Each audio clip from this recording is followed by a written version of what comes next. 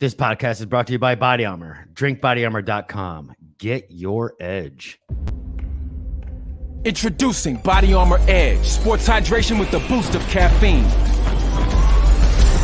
Here comes Shawn Murphy, dribbles up into some full court pressure. He's quick, jogging, flowing by the defense, going coast to coast. One man to beat, and it's the big man. Shawn leaps up. Oh, and hammers. With 100 milligrams of caffeine and 1,000 milligrams of electrolytes, there's no better way for John Morant to get his edge. It's more than a sports drink. It's Body Armor Edge.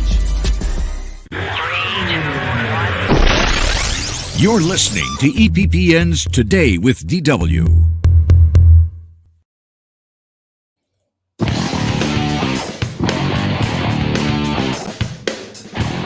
Welcome, everybody, to the Wednesday night edition of Today with DW. It is going to be a packed house tonight.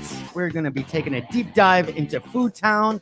I know it's been a few weeks, but we did get to do a little bit of Food Town last night in the sports edition because Tom wanted to talk about being a pro hot dogger. What's with you in the sunglasses? I'm joined by a good friend, fellow podcaster, Mr. Shawn Murphy from Above the Bar podcast. How you been doing with that show? Are you having some fun with that or what? A little bit. I didn't even think about it till you just said it. This is the 50th episode today. Oh wow! Really? It's the 50th. I didn't realize that. Look at that! Look at you, 50, and the crowd goes wild. Nice, very cool, very cool about that. So we talked. You came in weeks ago. Obviously, we haven't seen each other in almost a year, almost 2 years. Yeah, we figured that out the last time. I don't remember what it was, but it was like a movie or something like that. We went and linked up and watched. Yeah, I don't remember what it was. Yeah, but so Shawn is part of the network. I'm still trying to upload past episodes. Listen, it's not that easy. Trust me, I'm trying to upload our old Today with DW episodes onto a separate account, so it's taking some time. But you can check them out above the bar podcast, the Above the Bar podcast on Facebook. Facebook, YouTube, all the major platforms, Podbean. Okay. You on Spotify? Well, you are on Spotify because you're with your us, Spotify and then our Spotify. Yeah, okay. Ask your mom; she's listening. My mom's not definitely listening. That's definitely not listening. But we got a jam-packed show. We have a good friend coming on soon as we enter into Food Town. He's going to be joining us at our favorite restaurant as we get into the day, today's episode. But I wanted to kind of talk with Shawn, and it's funny. I put this comment out, and I always ask for. Usually, I do like asking for a friend. You know, it's usually when we say that it's air quotes. I'm asking for a friend. It's usually us. Right. So I put out comments or whatever. So the other day, I didn't necessarily make it asking for a friend, but there was a debate going on another radio show that I enjoy very well. So, and it's funny that we were at the Bullpen. Great place. No free advertisement, but I love the boys. Shawn ordered a cheesesteak. Now, Shawn ordered a cheesesteak, and our guest who's waiting in the green room, he can take notes on this, and I want his comment on this. You do not order a cheesesteak with lettuce and tomato. You don't. That is sacrilegious, and I can see our guest in the green room laughing right now. So yeah. No. So no, let me finish now. Remember whose show this is. This is not the Above the Bar podcast. So the initial question was, and this is a great radio show based out of Philly. If you put cheesesteak items on a vessel that's not a roll, is it a cheesesteak? Like a wrap, like a cheesesteak wrap? Like if it's on white bread, is it a cheesesteak? Yes, because it's a sandwich. No, because I grew up broke as shit, and we would take steakums and put them on there and be like, again, that's not a cheesesteak. It's a sandwich. If it's on a roll, even on a Kaiser roll, it's a cheesesteak. It's a sandwich. Okay, so is it still then a hamburger if it's on white bread? No, that's a patty melt. No. That is a patty melt. No, that is how broke are you as a kid? It's a patty melt. No. White bread with a hamburger is called a patty melt. What was the place down there in like Hartford or You're something? You're deferring from the topics. But first off, I lived in Philadelphia. If you go there, if it's a cheesesteak wrap, that's a wrap. But when you go to Philadelphia, you go into Philly and you say, I want a cheesesteak, and you get it on white bread, are you not going to be like, that's not what I ordered? Right, because I would expect from a restaurant, yes. But I'm just talking about at my house. We're not talking about your ghetto crap. We're talking about It's a sandwich. Okay. Our listeners out there, please chime in. If you put cheesesteak items or ingredients, the cheese, the steak, onions, green peppers, depending on how you like. Obviously, Shawn likes lettuce and tomatoes. I've never heard that thing. He's calling. I was told by Shawn that in Philly, it's called a Californian. If you get That's gay.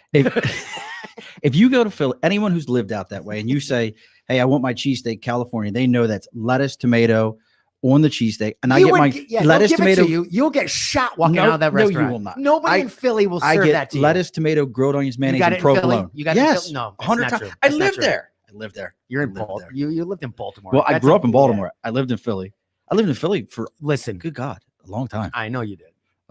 But still, you do not. Yes. It's sacrilegious to put tomato and lettuce. And would you say real onion? No, grilled onions. Grilled onions. That's always grilled. They're always grilled on a cheesesteak. I've seen people get raw onions. My mom likes hers with Italian hots.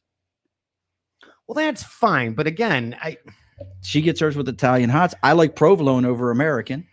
And if you go to Philly, it's supposed to be whiz. And I don't like whiz. I listen. So put it in your comments, and if you guys are listening to the audio version of this when it comes out the next day, please put it in the comments. Again, the question is, if you put cheesesteak ingredients on a vessel that is not a roll, is it considered a cheesesteak? My answer is no. Wrong answer. It's a sandwich. But are you just talking the white bread though? Like, if it's not anything on a roll. I mean, it's not when it's on a Kaiser roll. That's a cheesesteak. It's a roll. When you go into a restaurant, it says cheesesteak wrap. If you go in a restaurant, it says cheesesteak, you automatically know it's coming on a roll. Okay. Correct?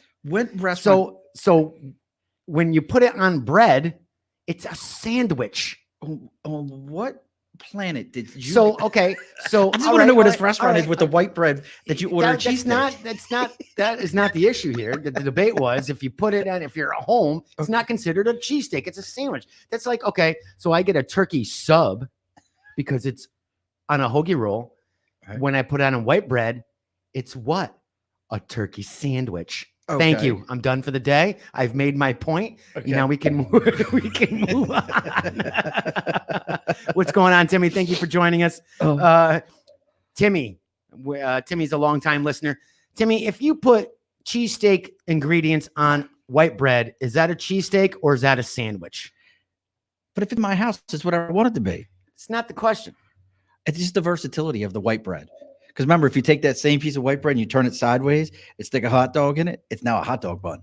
No, it's a sandwich. No, it's a hot dog bun. If it's a single piece, turn sideways. What's the definition of sandwich? Any meat ingredient between two pieces of bread. Definition of sandwich. Yes, when you rolled it up, hot dog is a sandwich because it's between slices of bread. Hot dog's a hot dog. No, hot dog is not a hot dog. A hot dog is a hot dog in a bun. All right, but it's still considered a sandwich because it is between two slices of bread. Is this where? Wait a second. Have you defined? You've never done 60 seconds with me, and I'm telling you that's one of my questions. An item of food consisting of two pieces of bread with meat, cheese, or other fillings between them, eaten as a light meal, is considered a sandwich. That's why they used to call me that on stage. Thank you. I think I finally have. Tim says it's a sandwich. What's that? Timothy says it's a sandwich. Thank you. Tim says it's a sandwich. Thank you very much. The fans have spoken, and we'll ask our guest when we get in the car and travel to Food Town to see what he thinks about this debate, because I know he's got some things to say. So we'll see, and we'll tell you who that is as we get closer. So let's get into today's show. Today we're going to be I said we're going to be traveling deep into Food Town because we're having a good friend, and I always screw up last names. Sal Conca. I can't see him shaking his head in the green room if I got it right or not. Nope, I did not get it right. Wow, that's a big thumbs down. I got a big thumbs down. But we're hold up cue cards. Yeah, we're going to talk about what he's been doing since COVID, because he was one of our first guests way back in the day when I first started today with you, and his new venture with Holy Grail Steak Company, and we have a special offering for our listeners only. We're also going to be talking a little bit of.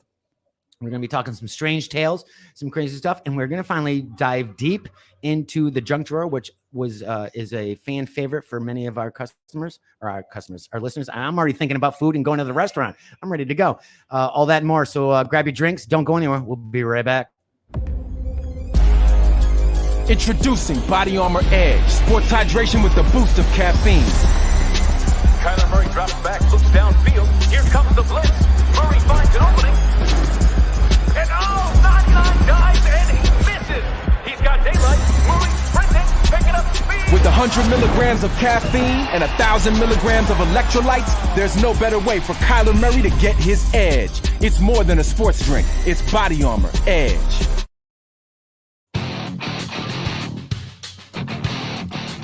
It is the Wednesday night edition.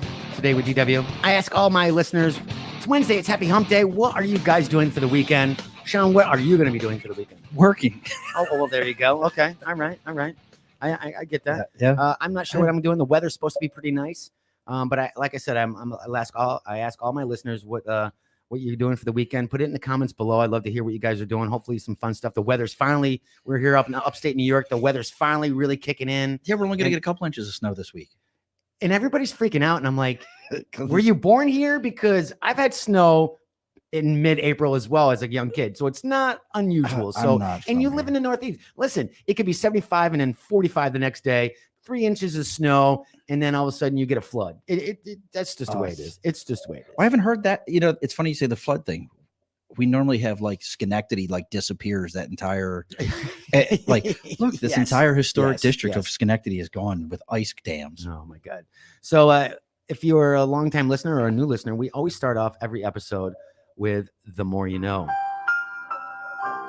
And today's The More You Know is brought to you by Adventure Family Fun Center. They are finally open, wide open, inside, outside. They're meeting all the COVID restrictions and rules, I should say. Right now, they will be opening Friday from 3 p.m. to 8 p.m., Saturday from 11 a.m. to 10 p.m., Sunday 12 p.m. to 6 p.m. And again, reservations only in the beginning to just make sure that they don't get, we don't want to kick it. They don't want to kick anybody out. You want to make sure there's social distancing. You can make reservations and contact them over at adventurefamilyfun.com. And like I said, masks are required at all times.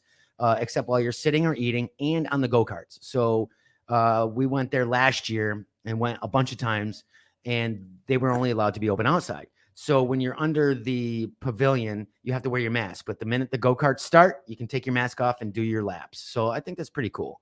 But like I said, they're open indoors, indoor go-karts, laser tag, paintball, arcade games, snack bar.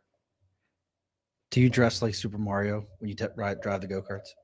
No, I usually go naked, and then I get kicked out. Oh, no, I'm just kidding. It's Anyway, so let's get into today's The More You Know.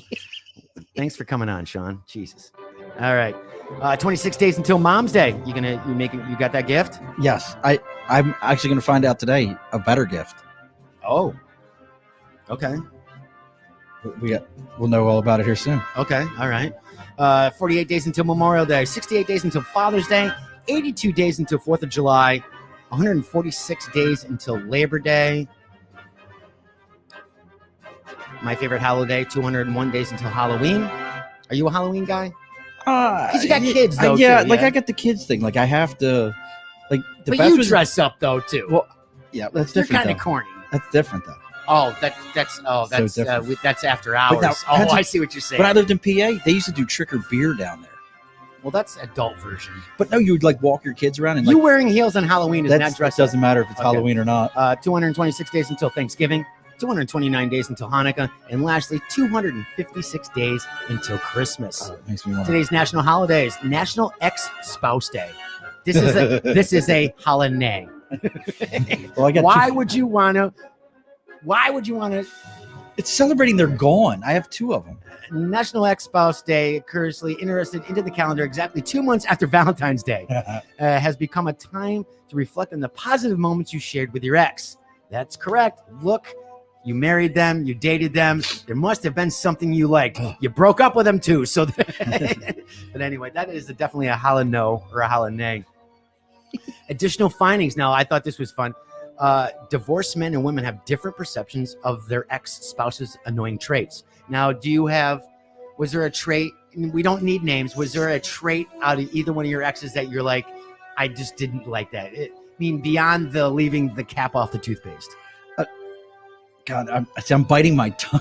You don't have to bite your No, tongue. I am They're biting not my tongue. listening. They're not Who listening. knows? Like somebody's gonna be like, "Hey, I heard him." They're not listening. I would actually, if anything, I'm the guy. Like, please don't give me the. Am I? Does this look good? Is this bad? Am I? Do these pants make me look fat? Right. Don't. That's you're set up to fail. Right. But see, my answer to that is like, Because if you say no, they don't believe you. right, and then if you say yes, you're getting punched in the forehead. But I was the guy that my first marriage, I was 19, 20 years old the first time I got married. What is wrong with you? I was in the Marine Corps. Is that a Marine thing? Is that Marines get married young? Yes. And most of them are divorced by their 23? Yes. If any of you are out there listening for comments there. But I got married young. But I can see my guest in the green room taking notes here. Okay.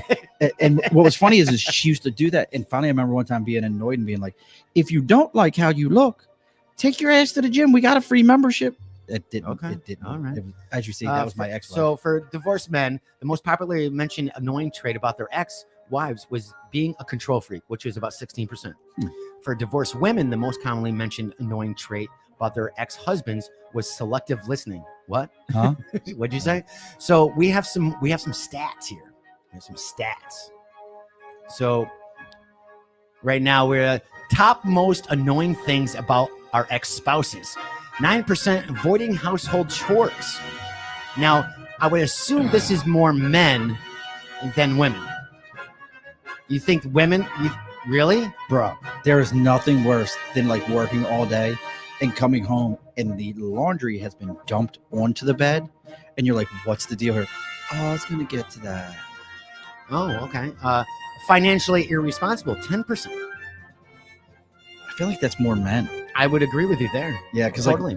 Now we have see my new truck? yeah, control freak, 12%. Flip the coin. I think I can go either way. Okay, I can go either way. Yeah. I could go either way. Back in my younger days, I was the control freak. I think as I got older, I wasn't. I'm sure there will be a few people listening that will tell me otherwise. Snoring, 14%. I've always said I'm never a snorer, and I've been told I have. I'm like, no, I don't snore. I've never heard me. That's what I say. I guess I never heard me. I go record it. Selective hearing, again, as we said, was 17%. What else we got? Interesting insight about ex-spouses. 17% of divorced Americans say their ex-spouse got on their nerves. Well, that's that's why they're an ex. 9% of divorced Americans have evenly split the household chores with their ex-spouses, which is different. That they did, I'll do the dishes if you do the vacuuming, or I'll clean the bathroom and you do some of the laundry. 6% of divorced Americans say they wore the pants in their relationship. Now, who wore the pants in your exes? Was it different for either one? You know what? It was probably still mostly me because I know at those times I was knee deep in the Marine Corps. Right. I had to, it was always hard to turn that off. Right. And it's much easier now where in my current marriage, it's more like, I don't care. You do it, I'll do it. It don't matter. Right. Back then, I think it was more of my mentality was very... Well, you had a strict schedule and you're on a routine. Right. 253 people were polled and saying, how long were you married to your ex-spouse? Yeah. Well, 13 people said 6 months. 6 months or a year were 3 people. 1 to 2 years, it's weird. It's ranging up and down. 7. 7 your age? Yeah. 7 people out of the 253. 2 to 5 years was 20 years. 5 to 10 years was 21 years. Yeah, that makes sense. 11 to 15 was 13 years. And lastly, 15 years was 20 people. And out of the 253 or so. All that makes sense to me. I would say so. And obviously it changes on your age, what you're doing. Again, ex-spouse's day. Go figure. COVID figure day, what? Yeah. Next up for today's national holidays is Rain Day, RAINN Day. This year, Rain Day is on April 14th. Rain Day is an annual outreach by the nation's largest anti-sexual violence organization, RAINN, the Rape, Abuse, Incest National Network, to advance nonprofits' ongoing crusade to prevent sexual violence against young men and women on college campuses. Nice. The date varies year to year during the month of April, which is Sexual Assault Awareness Month. Did you know that? Good. Which is kind of a segue we're to your show later tonight. Yeah, we're fitting for that. Rain Day events are designed to educate students and their peers about prevention and provide recovery support for survivors of sexual assault and harassment. That is definitely a holiday. Although live events have always been held on college and university campuses, obviously because of COVID, they couldn't do that this past year. You know, and not to, we've talked a little about this about the Me Too movement. We talked about Weinstein. We talked about some of the major actors that have been accused. I think at the same time, and I could get crap for this, it's always women saying it's men. Except for that people one. It's not even that one, but when a man says he was sexually assaulted by a woman, oh my God, that can never happen. That I have a hard time with. I really do. And again, it's a very fine line, but again, men can get sexually assaulted by other men or other women, and people don't seem to get that. Like, we're not all pigs. Right. Well, you also, you know, it's the stereotype that's in there of, if you're a man and that happened to you, what are you? You're not a man. Yeah. What are you a punk? What are you, Like, a pussy? Yeah. Yeah. You can't handle yourself. Yeah. There's something along those lines that's going to come out. What if you got roofied? Is that what you did? Yeah. But no, seriously. Yeah, look, I don't think that women are innocent, that all women are innocent. Right, Listen, I'm not saying that the people that came out in the Me Too movement weren't saying that. That's not what I'm saying here. And the people, and don't get me wrong, I've also said that some women have Terry said Crews that said it. Well, yeah. The thing is, I've seen there's cases that women say you raped me and they didn't, but they want the money. Right. I'm not. So you're innocent until proven guilty. Don't say automatically a woman says that a man says. Well, that's the court of public opinion. Yes. Yeah, the court of public. All right. Before we get into more politics, you got a green thumb? Yes. Are you? Actually, yes. Are you a good gardener? Well, I planted over 100 bulbs of garlic. Look, when Sal comes on, we'll have to talk. Like, maybe I can work it out with them and sell them my garlic. I got 100. Listen, this is not what? good promotion here. No, I'm just trying to. all right. What? Well, anyway, today's National Gardening Day. National Gardening Day was founded by Cool Springs Press in 2018 to celebrate the hobby of gardening. To encourage gardeners to share their expert knowledge. Forest-based food production system is known to be the world's oldest form of gardening. Forest gardens could be found in prehistoric times along jungle banks. Ancient Egyptian paintings from around 1500 BC provide some of the earliest evidence of people gardening. Well, of course. Yeah. I mean, how they get. Plus, it's got to be pretty tough when you're in Egypt. It's a desert. Yeah, so right. that's got to be pretty. Well, you have the Tigris and Euphrates. Yeah. After the decline during the Middle Ages, cottage garden. I want to say cottage cheese. I love cottage cheese, by the way. There's that ADD kicking in. Cottage gardens became popular during Elizabeth times. These usually contain food and cottage gardens are little gardens next to your cottage. What do you think it was? I'm trying to. It's like the little cottages in London. Okay. Okay. They're not like big. They're not like the forest gardens or mass. It's like the little. Okay. It's Like a victory garden. Like a victory garden. Yeah. Yours is the college garden. Okay. The cottage garden. Yeah. So food and herbs with flowers added for decorative purposes. Gardens gradually became more open plan and less rigid in their structure by the mid 19th century in Europe. We were starting to see a lot of types of gardens that we're familiar with today. The initial gardeners in the U.S. were essentially harvesters. In the 17th and 18th century, those lucky enough to own land and consequently a garden would try to use it to make money, obviously by harvesting, crops, corn, tomatoes, cucumbers, whatever. Home gardening started to become a leisure activity in the late 1800s as villages grew bigger and mass produce was beginning. Now, I know a couple of local restaurants here, they grow their own herbs and vegetables, which I think is amazing. I'm not sure if it's illegal, but I think it's amazing. Well, no, I think I think they're allowed to because it's in-house. The Cock and Bull. I don't know if you've ever been there. Out that's not Scattercook, wherever it is. It's out towards Amsterdam, but they've got a huge one out on the side. Nice. Yep. Today's what do we have? We got last lap, but we got today's National Look Up in the Sky Day. We always focus on the ground.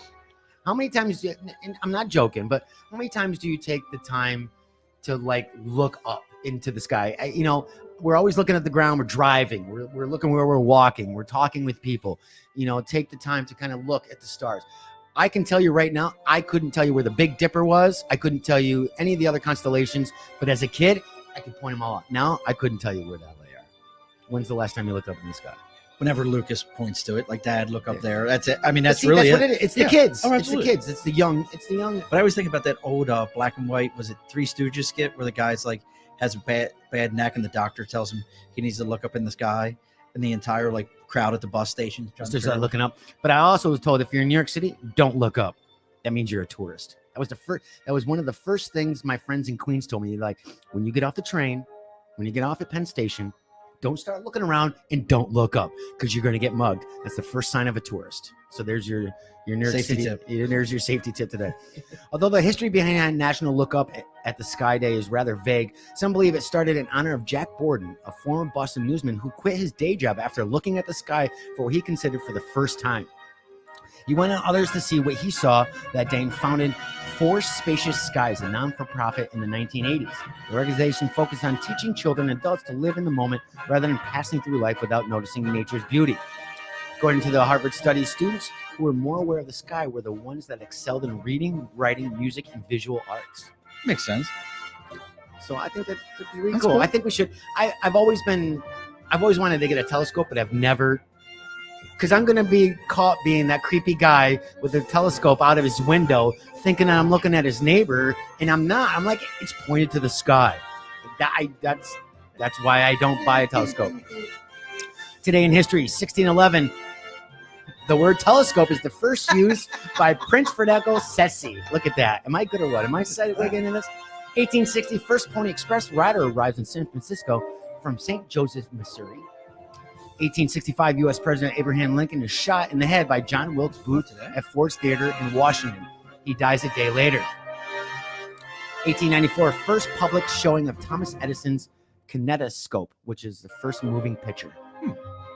1910, President Taft begins a tradition of throwing out a ball on opening day.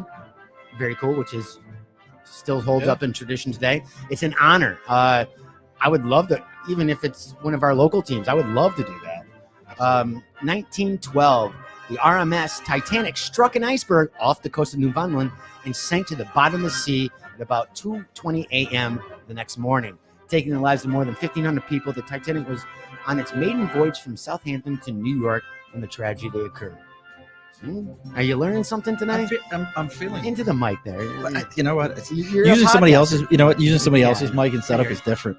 So, last few years, there's been a rumor in a petition, or not a petition, but a company wants to rebuild the actual Titanic from the specs, which is not so Titanic anymore. It's kind of like a little dinghy at this point. But I think it'd be cool. They want to do it. So if they did that, would you go on there, or would you be superstitious going, I'm not getting on this boat? I see. I would think I would do it, just because I think I would do it too. because I would imagine. You Don't start, imagine the safety protocols are better. That's not going to happen. I'm hoping that because you're gonna catch COVID now. That's the only difference. You're not gonna. Oh, give me a break. Well, what's the one that they always get on all the boats that they're always like, oh no, we have to keep the whole boat here. In some other country, is everyone's getting sick on the entire thing. Oh, the cruise line? Yeah. The cruise line? Yeah, That would be my luck. But I think it would be much safer. I think I'd be still in the back of my mind. I'd be like freaking out. I'd be like, we're not going north. We're going south, right? We're gonna stay in the warmer water. 1948, a flash of light is observed in the crater of Plato on the moon. In 48. 1948. How the hell did they see that? I think it's interesting. My other question is, why haven't we been back to the moon? Well, that's all happening again. I guess now they're finally gearing that all back up. Dude, I had the There's flat earther on my There's shirt. a lot of I conspiracy had- theories about that going, they saw something on the moon and there was a sign saying, don't come back. Yeah, it was the Decepticons. Yeah, right. 1981, first space shuttle Columbia 1 returns to Earth. 1990, and is that lastly up? Yes. Lastly, 1992, court throws out Apple's lawsuit against Microsoft. Now, they've been going through this for a while now, back and forth. They're the two juggernauts. Right. And that is today's The More You Know. Brought to you by Adventure Family Fun Center. Visit them at adventurefamilyfun.com for hours of operation and contact. Like, not only because they're an advertiser, they have a great place, indoor, outdoor. It's even because I know I have a lot of listeners in Albany. It's worth the trip to come up for the day. The prices are inexpensive. They do day passes. It's a great time. I mean, you can sit there, laser tag, arcade games, indoor, outdoor go-karts. There's food there. It's just a great day. Check it out. So if you're just joining us, it is the Wednesday Happy Hump Day edition of Today with DW. We will be taking a deep dive into a long drive into a food town tonight. I'm excited to have this guest on. We'll meet him in our favorite restaurant. It's been a while. And we'll be talking about his post-COVID and some of the new things that he's got going on since the last time we talked. So we've had a few guests on that have had COVID, and we've talked about them. You have had COVID? Yeah. Oh, I didn't know that. Yeah. The wife got it, and I thought I was good. And then on Valentine's Day of all days, like I get out of the shower, clean it up because we knew we couldn't go anywhere. You couldn't smell anything, could you? Dude, I was like, it's funny. My friend said the same thing, that he has like the Old Spice or whatever. yeah, I wear a lot body of wash or whatever. And he's like, oh crap. He couldn't he felt fine, but all of a sudden he's like, I can't smell anything. That was me.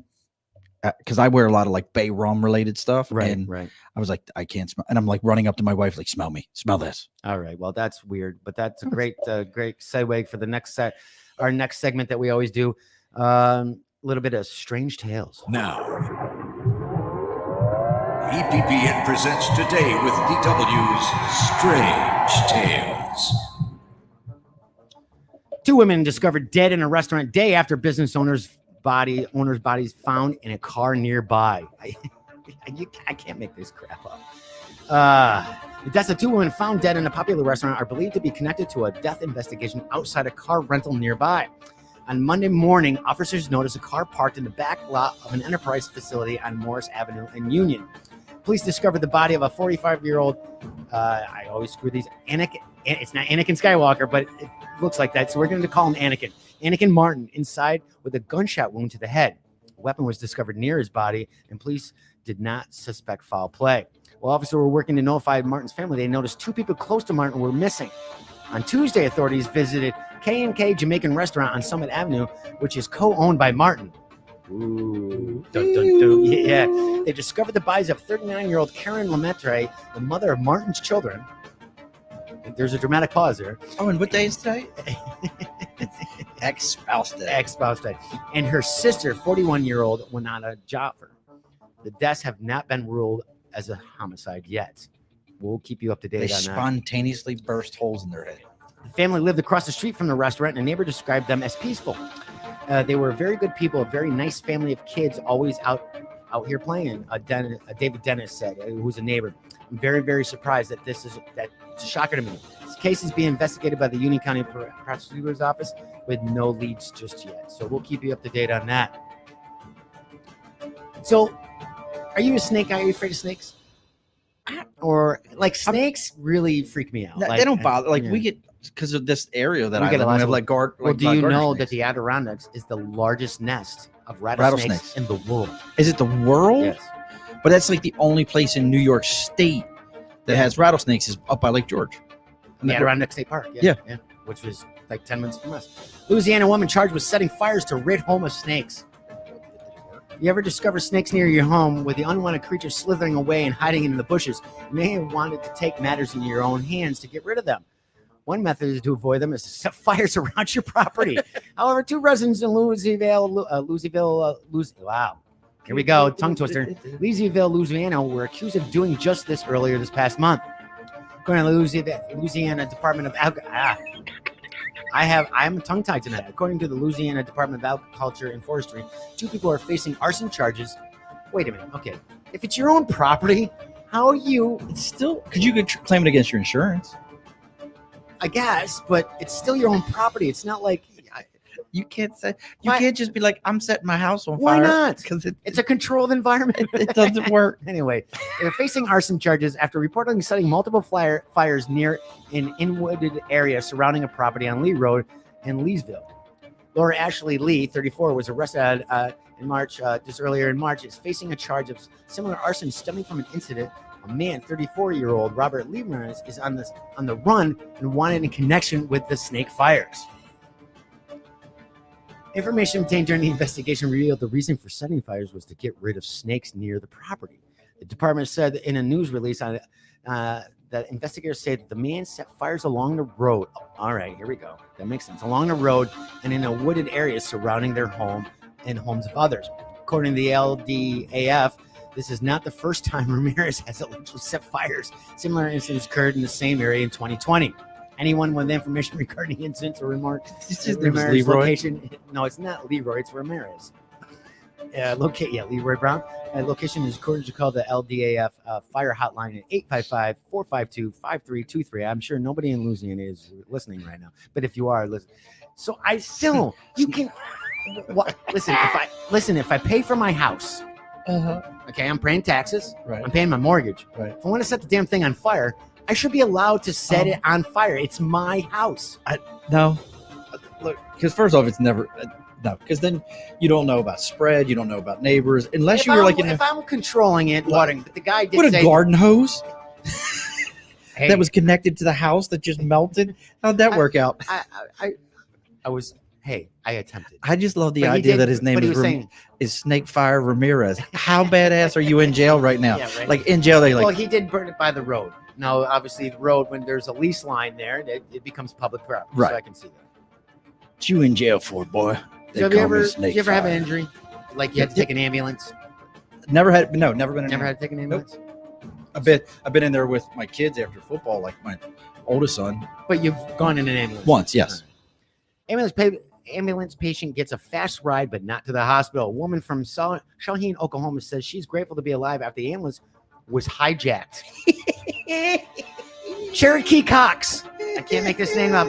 Cherokee Cox called for an ambulance on last Friday because she was having an allergic reaction and trouble breathing. She was being treated in the back of the ambulance when suddenly started moving and the EMT with her fell out of the back door.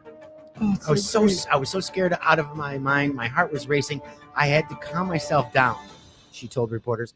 Cox had her cell phone on her and called 911. Well, you kind of already called 911. Hey, I'm missing and an ambulance. It's not going to the hospital. That's so great. Well, at least you know that the paramedic did his job because she wasn't worried about her breathing. She could breathe. Her heart was just beating faster. Police said they could see Cox trying to get their attention as the ambulance headed onto Interstate 40. The suspect was able to get in contact with Shawnee 911 dispatchers and told them that he'd let Cox out of the ambulance if police backed off. So he's driving with. Right. Why are you picking up an ambulance when you? I think I'd be better off with taking a Drugs. police car. I would be better with when it's faster, easier to steal. Yeah. And I'd even be like, turn the lights on. Like if I'm going, I'm going. I'm taking it. But yeah, off. you know what? Like if he was a junkie though, you got everything you need. You probably got pills in there. And So the That's fine. hijacker was just saying, please tell them to stop, make them stop, and I'll pull over. Make them stop, and I'll pull over. The chase lasted 30 minutes. The ambulance stopped when the suspect hit a stop sign. The suspect took off running while Cox was in the ambulance. Police arrested the suspect, make sure Cox was okay after the wild ride. I'm grateful that I'm the one that was in there and not somebody else who immediately needed attention. Of course. makes sense. She had breathing issues. If somebody was like bleeding really bad or lost a Heart limb, attack yeah. or something like that. Yeah. Shawnee No. police didn't identify the man, but said that he'll be charged with kidnapping, assault, and battery of medical personnel. And they didn't say what motivated the man to steal the ambulance. It was Snakefire Ramirez. It was Snakefire Ramirez trying to get away. He's trying to get away with the fire. So you watch YouTube. Your kid probably have your kids Oh, done any God. YouTube videos? Yes. So we were talking off pod early today about who watches our shows, who listens to our shows. You might want to second guess this. Mafia fugitive busted after cops saw his famous YouTube cooking show. Stanley Tucci's not the only one with a popular Italian cooking show. Mafia fugitive has been arrested in the Dominican Republic after inadvertently tipping off police with his culinary hobby. After 7 years on the run, Mark Farron Claude Barat, say that? Mark Farron Claude Barat was tracked down through a YouTube cooking channel he started with his wife. This was stated by Italian police. The alleged gangster's love for Italian cuisine and tattoo ink made his arrest possible. Though he carefully hid his face during the videos, Barat failed to disguise a disseminated giveaway, his body tattoos. Police said they believe Barat is a member of the notorious Nanjarata crime syndicate, and I'm Italian, I should know that. One of the most feared and powerful in Europe. From the Caballero region of the Toast, southern Italy's boot-shaped peninsula. So he'd be Sicilian. Oh yeah. Well, no, not if he's from God, It'd be close to Sicily. It's close, but it's still on the mainland. He had been wanted for allegedly trafficking cocaine from the Netherlands since 2014. Brett, 53, has been living in the Dominican Republic for the past 5 years. Police said he had been keeping a low profile during his stay in the Caribbean, besides the cooking videos posted on the internet. So people, if you don't think people are watching, somebody's watching you. Yeah, somebody's there. And put your clothes on. Cover up your tattoos. And that is today's Strange Tales. If you're just joining us, it is the Wednesday edition. We're having a good time here today with DW. Happy Hump Day. Oh, man, we got a great show planned. When we come back, we are going to be getting in the car, taking a trip to Food Town, and we're going to be met. We're going to have a table for three, met by my good friend, and I'm just going to say Sal. I'm sorry, Sal. I know he's sitting at the table. He's listening to me. He's shaking his head. I can see him. He's just like, really, really, DW, you can't get my last name. But when we come back, we're going to dive deep into Food Town, some fun topics, and talk to Sal and see what he's been up to. So don't go anywhere. And I have to say, I'm missing Rob. Rob must be in his camper van. So we have to give a shout out to Rob because last night Rob was listening in Iceland. He just got there that night. It was 10:45. Was it 10:45 at night or in the day? 10:45 at night last night. So he gave us one of the biggest props. I've never had anybody from Iceland listen to our show. And he's like, it was worth listening. I'm just hanging out and having some food. He's getting a camper van and traveling Iceland. How cool is that? That's so awesome. He just did a helicopter ride over one of the active volcanoes today. Well, he's a big chef or something, right? He's not a chef. He's a great cook. But he's a wine connoisseur. He works for one of the big wine companies in New York City. He really knows his liquor and Nice. whatnot.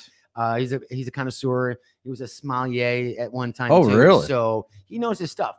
But for him to take off and how cool is that? I would love to go there. I would love to go there too. I would love, because now they have like a revival of Viking cooking over there, like this Norwegian, like old school. Everything's Did you read my notes? I got something about how we're gonna have reviving Viking stuff going on in the States.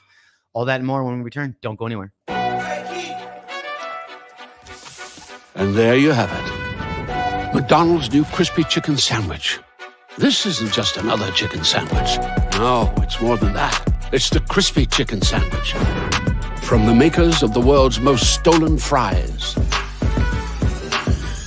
It's the juicy chicken sandwich from the place that offers extra napkins for a reason.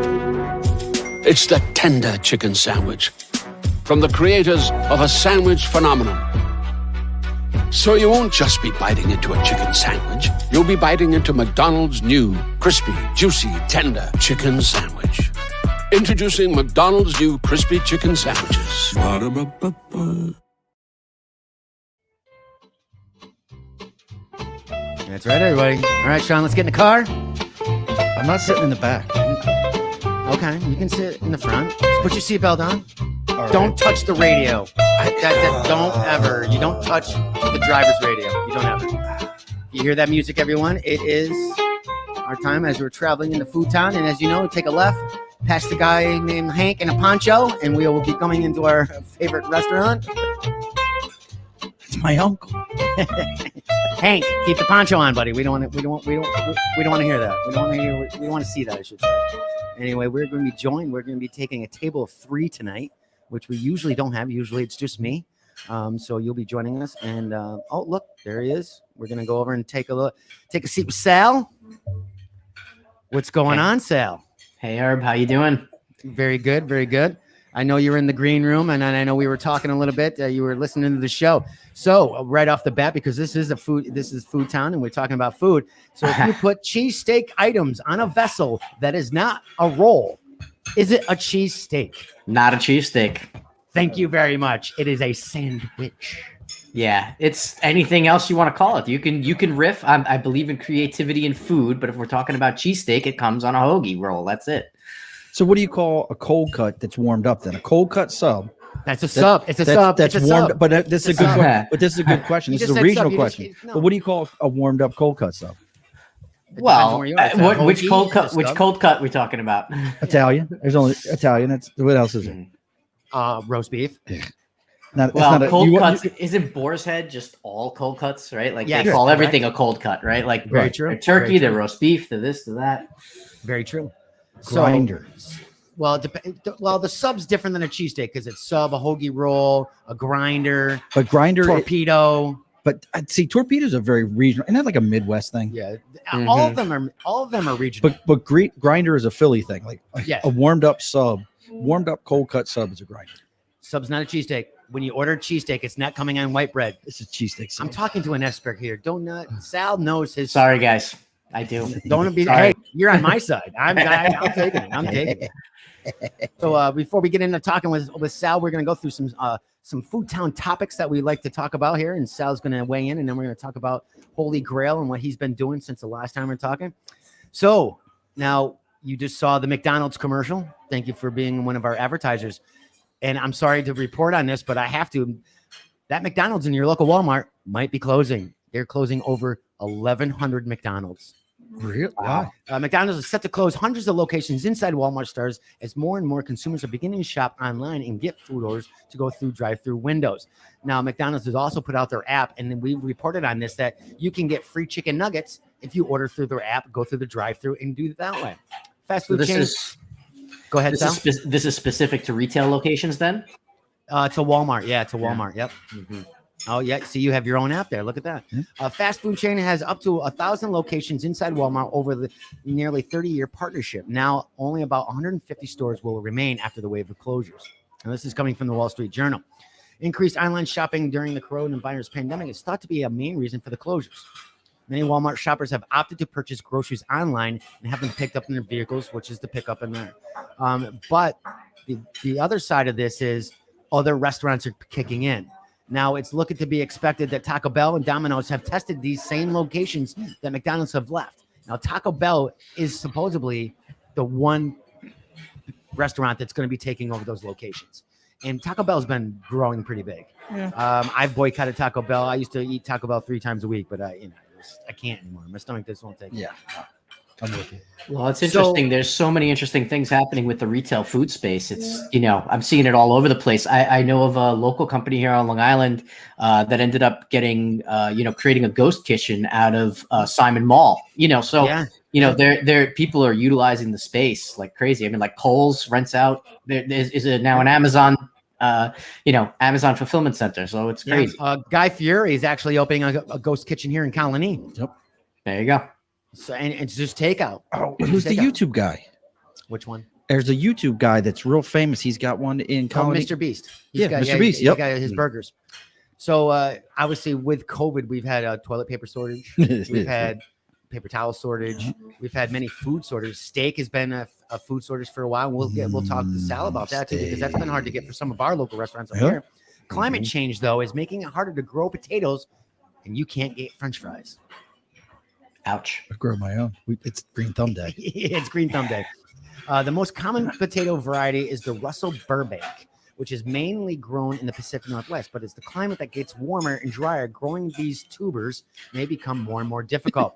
Richard Novi is with the USDA Agricultural Research Service in Idaho, says that to water their crops, many farmers in the state depend on mountain snowpacks. So if they're getting warmer, they're not going to get that.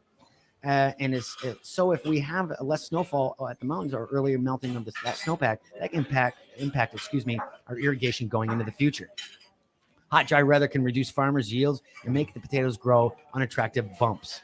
You're cutting them up, but I guess I can see that. Dude, to help the industry adapt, Nori and other scientists have been developing new, more resilient potato varieties to handle the hotter climate. So GMO potatoes. Yeah, GMO. Either that or hydroponic farming, indoor farming is going to be the next wave. We have one here on Long Island.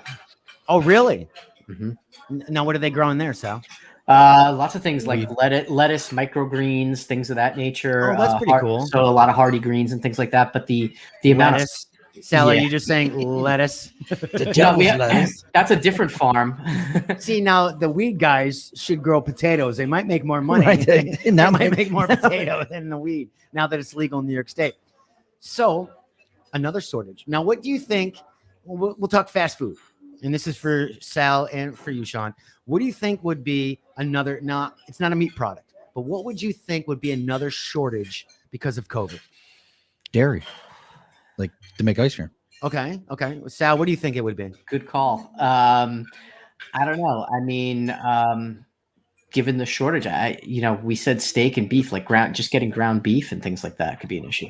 Well, I said no beef because I wanted. Oh, I'm sorry. You said no beef. I totally screwed that up. Like I'm not paying attention. Awesome. No problem. No problem. God, get me some more of that lettuce. I heard that today. Heinz promises to produce more ketchup packets to end the shortage. If you search eBay right now, gotta love those eBay guys. You can currently almost see 100 live active auctions for ketchup packets. The listings range from 50 single serving Heinz packets for $10 or whatever the seller determines is the best offer, to what appears to be someone's personal collection of McDonald's packets, to a single 7-gram serving of Heinz that already has 2 bids. $10 for that.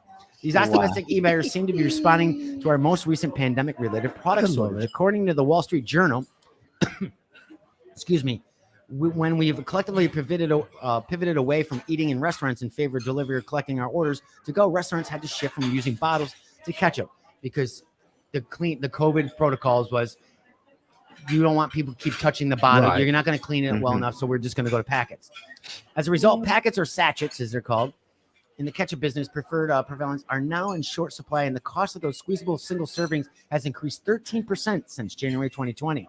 Chains like Long John Silver's have had to turn to secondary suppliers to score some of the packets. While Texas Roadhouse says some of its managers, this is funny, have gone to Costco when their suppliers couldn't provide bottles of Heinz and take up all the bottles or all the packets because they do sell packets at Costco. Yeah. Wow. And an independent restaurant owner, Chris Farrell, owner of Denver's restaurant Blake Street Tavern, says he's occasionally gotten even more desperate. This is even better. He's gotten so bad when I go to McDonald's or Wendy's, I hoard all their packets and bring them back to my restaurant. Wow. That's crazy. Heinz is hands down America's preferred brand of ketchup with almost 70% of the total market share. The company recently promised to increase its production by 25% this year in order to get more single-serving packets back in more places. Meanwhile, Red Gold, which is another major ketchup brand, describes itself as the second largest manufacturer of tomato products, said in a press release, there is no such thing as a ketchup shortage and that ketchup was not the next toilet paper. They're calling this, Heinz is calling this out, saying either it's the lack of their production or something's going on with their own, but everything is fine. But you can go get some Red Gold. Yeah, I think its production capabilities is probably the culprit, not actually ketchup itself. I think it's a production issue. I would think so too. I would think so. I mean, maybe it was could be an employee issue where people are on unemployment, not wanting to go back to work. That's something that could very well happen. And lastly, Kraft is giving away incense so your place can smell like grilled cheese all the time. You want a grilled cheese candle? Ooh. I would just be hungry all the time. Only if I can get one that also smells like tomato soup. There you go. There you go. There you go. There you go. The humble grilled cheese comes together easily and is one of the most comfortably affordable foods of all time. And for that holds a special place in our hearts.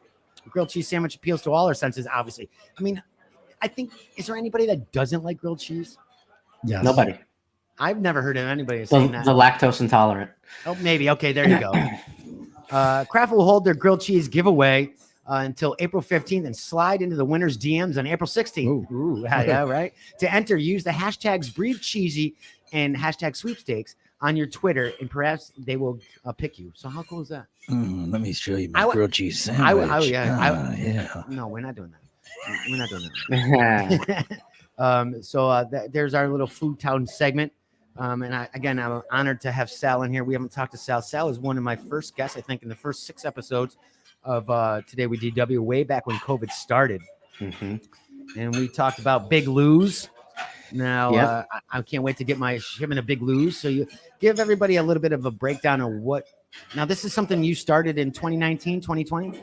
Yeah, back in 2019, actually maybe late 2018. We're probably coming up on 3-year anniversary at this point. So, little food company. It's a family-owned business based on an old family recipe.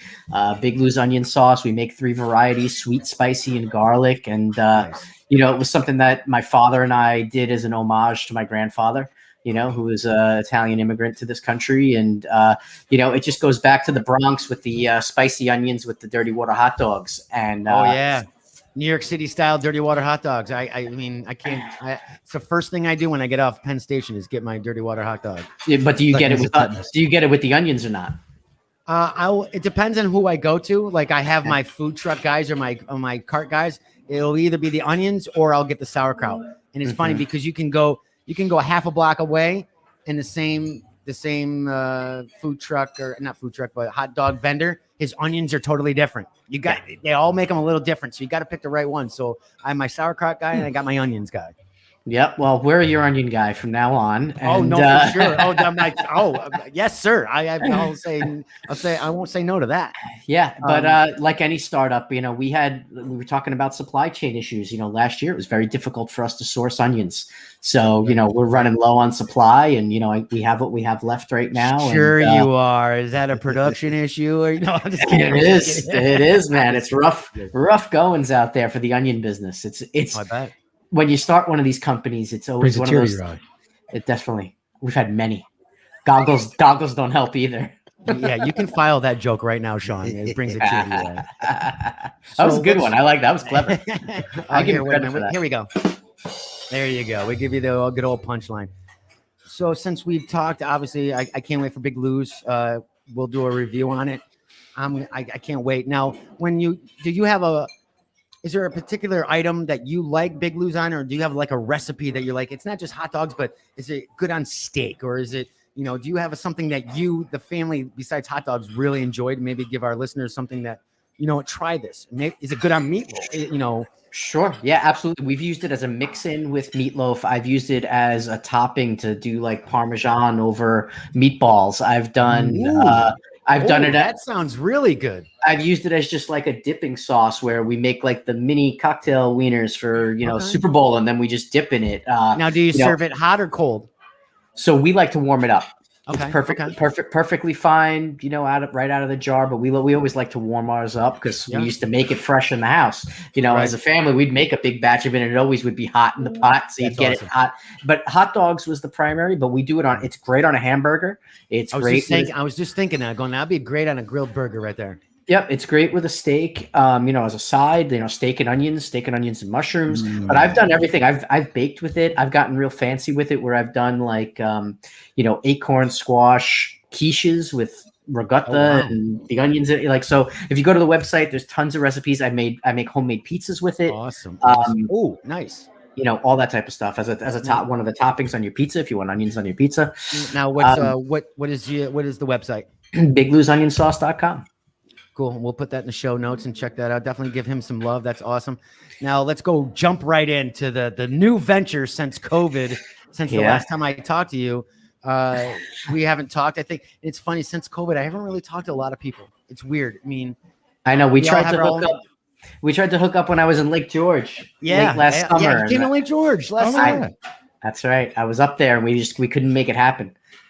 Yeah, it is what it is. But I find that COVID has distanced myself to some of the people that we've stayed in contact. So I definitely wanted to reach back out to Sal, see how he was doing. And things happen for a reason. Obviously, they must have just happened for a reason. Things fell together. And Sal started a new job that is he loves the job, which is great because, you got to love what you do.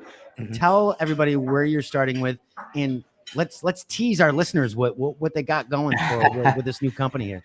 Yeah. So late last year, I've been a marketing consultant for the last 7-8 years or so, and I was lucky enough last year to pick up a consulting gig with a company called Holy Grail Steaks.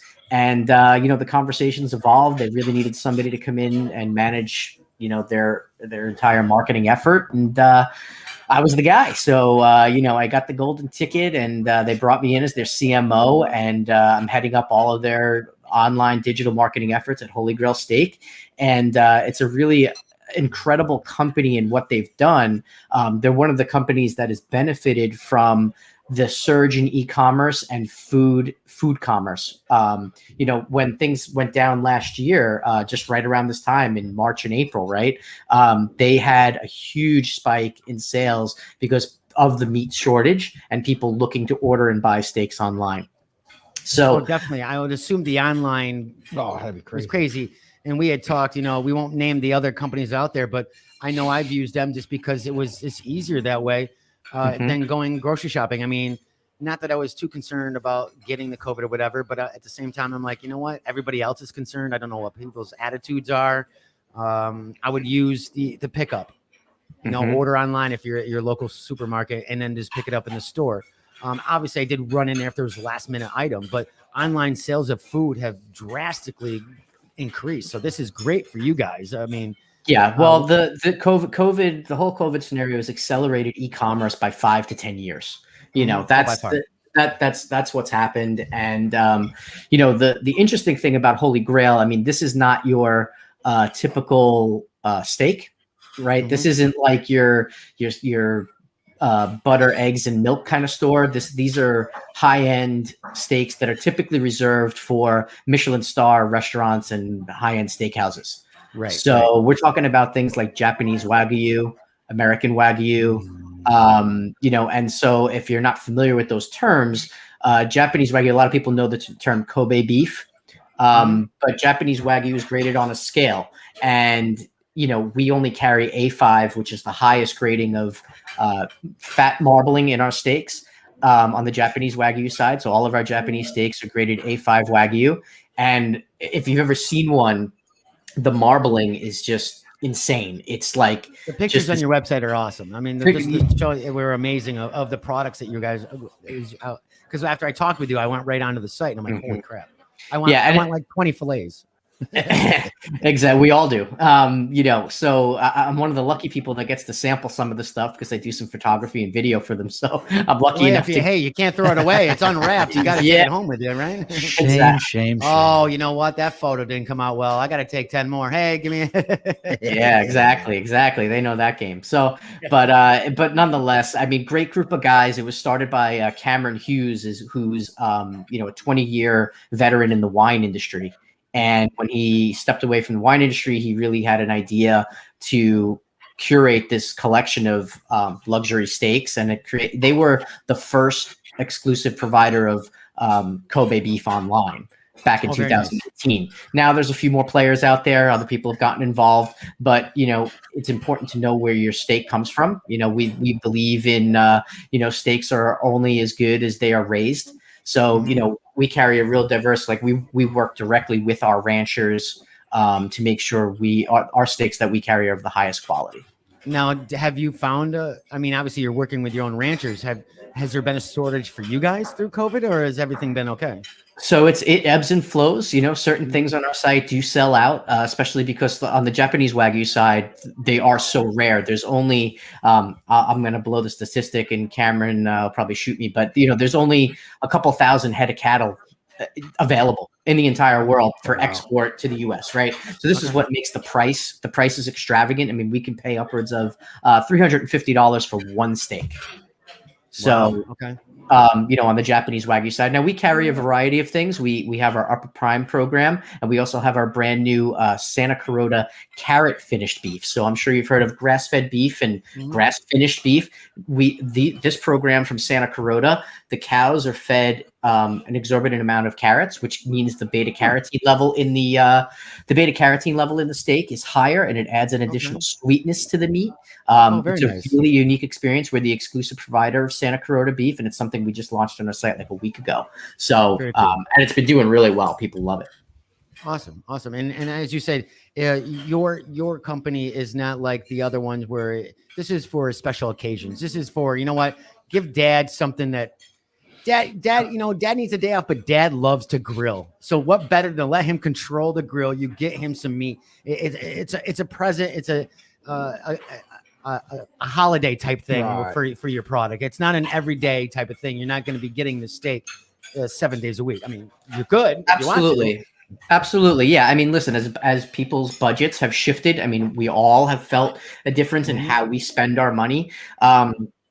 You know, if we're fortunate to be working right now and not unemployed, right? I mean, people are shifting budgets. Why you can't get work done in your backyard? I mean, I'm having work done in my backyard. These guys are booked for months out just to have a deck put in. You can't get a pool put in. You can't. Everybody's spending their money at home, which is the same thing as, you know, a lot of people who are not ready to be dining out yet because of whatever personal reasons, or they're compromised for some reason, or whatever it is, and they didn't get vaccinated yet, whatever it is. People are spending their restaurant budgets at home. So, even alcohol budgets have shifted. It's not that people are buying less wine. They're just buying less wine at restaurants. Right. They've shifted their budget and they're buying it at home. They're having wine delivered.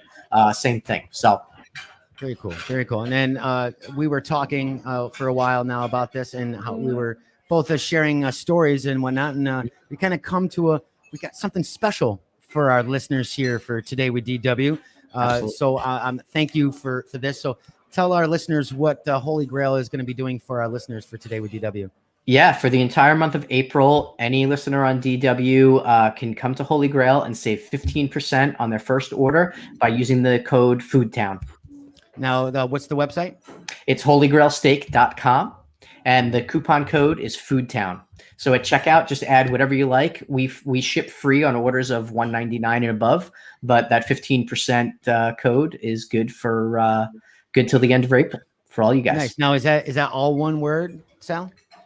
Holygrailsteak.com. Yes, it is. No, the FoodTown. Is it one word? FoodTown is one word. Yep, FoodTown is one word. There you as go, well. everybody. Holygrailsteak.com. Use the coupon code FoodTown to receive 15% off your first purchase. Yeah, you're gonna do it. Yeah, I know you're gonna do it. You know what I was thinking? That Father's Day. What was it? 64 days. Yeah, that's enough time. And if somebody could get me. But didn't you say you had something else coming up for Mother's Day too, right, Sal? Yeah, you're spot on, man. Thanks for laying that up for me. Yeah, we got, so for Mother's Day, we're actually doing a special Mother's Day bundle. For the first time, we're going to be selling wild-caught salmon fillets. So you're going to get 2 wild-caught salmon fillets, 2 filet mignons from one of our Wagyu programs, and truffles. It's called Truffle Carpaccio. So it's going to be a really interesting package. We'll have recipes available on our website to use the truffles with the steaks and the salmon. So it's going to be a really good bundle. Now, with that package, Sal, could our listeners use the FoodTown coupon code for that package? Absolutely. It's not available. It's not right there. Yep, it's not live yet. It will be probably this weekend. So I'm hoping that goes live on the site this weekend. But with Mother's Day coming, Memorial Day coming, if you want to impress your friends at your next barbecue, July. Yeah. Yep, all Wednesday. that stuff. Yeah, Wednesday's coming. Yeah, it is what it is. Awesome, Sal. I'm excited for this. Thank you so much for Holy Grail coming on board with us and give this code out to our listeners. And I know 2 people right off the bat. Rob, who's in Iceland, has already said yes. So he was already excited about that because he knows your company pretty well. He knows your owner. So awesome. being in the wine world, so he knows who that gentleman is. So that's pretty cool. I'm excited for this. Sal, thank you so much. So how is it for you before we go offline? Because we got to go start our other show. You were on the show the full time last time. How was it sitting in the green room, sitting at the restaurant table listening? And how'd you feel about that? How was that experience for you? Yeah, no, it was cool. I was getting to listen in. I was, I had my cheesesteak opinions, and then, you guys were talking about divorce and, all those things that I've been through. So, no, it was all good. It was all good. Very cool. Now, it's always better on round 2, right, guys? What's that? It's always better round 2, right? Yes, it is always better round 2. That's for sure. Well, actually, 3. Yes, round 3. Jesus, I'm not even on round 1. So I got to ask you, now, kind of put you on the spot because I think you were number 4 or 5 guests on Today with DW. Okay. So I'm going to put you on the spot, and you got to be brutally honest with me. From that time now, and then coming onto this show at 148 episodes in a year and a half, how do you feel the show has evolved? Now you got to be honest with me. Once a month. But be brutally honest. Was there something back then you like more than now? Be brutally honest, because you're the only returning guest I've had from the first 10 episodes. Well, it's smooth, man. You got this thing down. It's fully produced. It's professional. You guys, you got your stuff down, right? I mean, I'm a podcaster, right? I mean, we didn't talk about that. Tell everybody your podcast too. Well, it's the big food talk, but it's been on hiatus. We did 42 episodes in season 1, and you know, it was a really great experience. And I'm hoping I can start season 2 when I'm not so busy selling steaks. So, you know, but that's what I mean. Like, you know, I do my own thing. It's solo and it's tough. You know, you do a great job with the guests, and it's a smooth process. I love the StreamYard aspect of it that you do. I think that's really cool. And yeah, I mean, it feels like a real radio show as opposed to a podcast, to be honest. Right? Like, I mean, it feels like a radio show, you know. Awesome, thank you. That's been my intentions from day one, granted, because I always like drive time talk radio, drive time morning radio, love it. The downside is I can't play music in between. That's the only. I mean, I can play not national acts, but other music I could play, but it's the talk radio, it's the segments, it's whatnot, and I love that. I mean, and I've loved your podcast too. I mean, he's got some great guests. You'd enjoy that too. It's a lot of food talk, a lot of great local people. I'm all about food. Yeah, definitely. I was just introducing him to my favorite classic food TV show. Did you ever watch back in the early 2000s? PBS and Food TV Network, Two Fat Ladies. Oh no, I don't know that one. Oh, you got to check out. It's like 2008. The Two Fat Ladies. They were two English ladies. Wow. Okay, we'll definitely have to check that out. I'll definitely check it. I mean, I remember the old school Emerald was, you know, launched the Food Network, but before that, my grandfather used to sit around watching like Ming Tsai and Pasquale. Julie Child. I used to watch that all the time. Well, Sal, thank you so much for joining us. I will be in touch with you very soon to talk some more details. Yeah. Again, holygrailsteak.com. And what is the Big Lou's website again, please? BigLou'sOnionSauce.com, holygrailsteak.com. Go get your 15% off with code FoodTown and get some really, really, I mean, I'm telling you, I was naive to the Wagyu world before I tried them for the first time. I got to tell you, it's mind blowing. It's a whole experience. And he's not just saying that. I'm serious. Well, I'm a foodie. Yeah, so I know you are. Like, check them out also on all their social media accounts as well. Give them some love. Tell them Today with DW sent you.